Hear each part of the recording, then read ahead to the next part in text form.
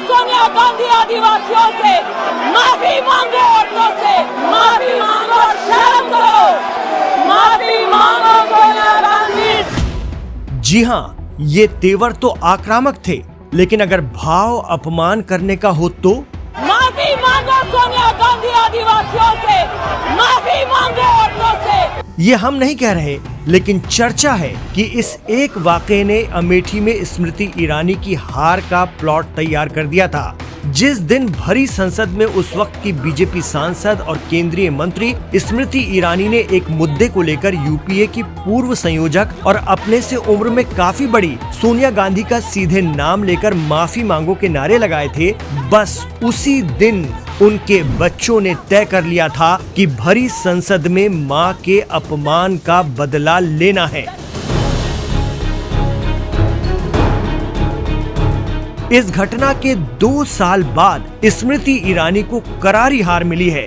वो दिन था 28 जुलाई 2022। संसद का मॉनसून सत्र चल रहा था। उस समय की केंद्रीय मंत्री स्मृति ईरानी ने अपोजिशन लीडर अधीर रंजन चौधरी के एक बयान को मुद्दा बनाते हुए संसद में हंगामा कर दिया था।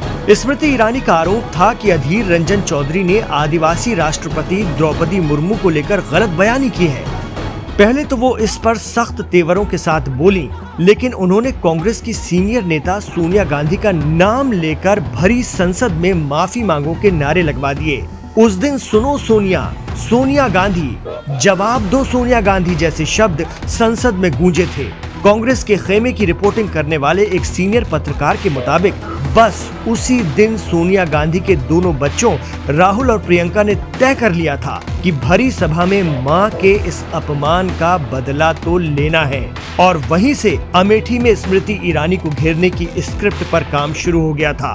कहा जाता है कि कांग्रेस खेमे की तरफ से इसे स्मृति ईरानी का अहंकार माना गया था। चर्चा रही कि स्मृति ईरानी के इस रवैये ने सोनिया गांधी के बच्चों को सोचने के लिए मजबूर कर दिया और इस अहंकार का दमन करने के लिए प्रियंका गांधी ने अमेठी और रायबरेली की जिम्मेदारी ली। सियासी तज्जियाकार तो ये भी मानते हैं कि अमेठी से राहुल गांधी या प्रियंका दोनों में से कोई भी लड़ सकता था, लेकिन 2 साल पहले हुए मां के इस अपमान की पीड़ा दोनों के दिल में इस कदर थी कि उन्होंने बीजेपी की तेज तर्रार नेत्री और ताकतवर केंद्रीय मंत्री स्मृति ईरानी को हराने के लिए कांग्रेस के समर्पित कार्यकर्ता किशोरी लाल शर्मा को चुना। कहा जा रहा है कि किशोरी लाल शर्मा से स्मृति ईरानी को हरवाकर भरे सदन में अपनी मां के अपमान का हिसाब चुकता कर दिया। साथ ही ये संदेश भी दे दिया गया कि स्मृति ईरानी को कांग्रेस का कोई भी नेता या कार्यकर्ता अच्छे खासे मार्जिन से हरा सकता है।